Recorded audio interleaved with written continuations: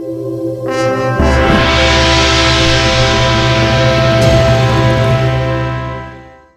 كلمة حلوة، قول كلمة حلوة يا صبحي. صبحي كلمة صغيرة. مبروك للإسماعيلي. منور يا كابتن. منور يا كابتن. الحمد لله. كويس عواد.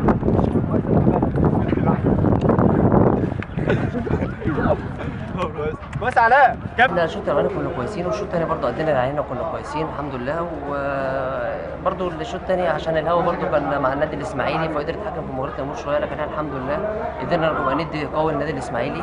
عملنا مباراه محترمه، الناس كلها شافت فريق قناه فيه مجموعه كويسه من اللعيبه، مجموعه كلها ما فيش حد معروف فينا، لكن الحمد لله كلنا لعيبه كبيره وكلنا لعيبه محترمه. وان شاء الله بنقول للناس هتشوف حاجه كويسه الفتره الجايه، احنا كلنا لعيبه صغيره وهتشوف حاجه كويسه ان شاء الله. في الربع ساعة الأخيرة في الشوط الثاني كنا شايف الماتش بيتجه لضربات الجزاء. ليه كده ما لعبتوش ليه على الماتش؟ لا طبعا احنا لعبنا، احنا من اول دقيقه لاخر دقيقه احنا لا اخر 15 دقيقة في المباراة في ال 90 دقيقة اتجهتوا لضربات الجزاء. ليه؟ ايه السبب؟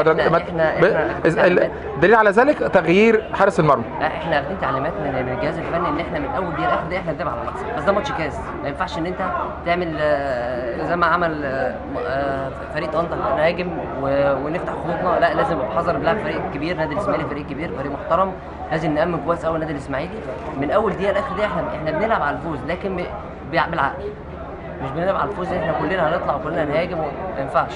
بنلعب نادي تيم كبير تيم محترم، لازم نلعب معاه بعقلنا. والحمد لله احنا وصلنا للي احنا عايزينه، وصلنا وكنا ان شاء الله الماتش كان بتاعنا، بس الحمد لله ربنا مش رايد.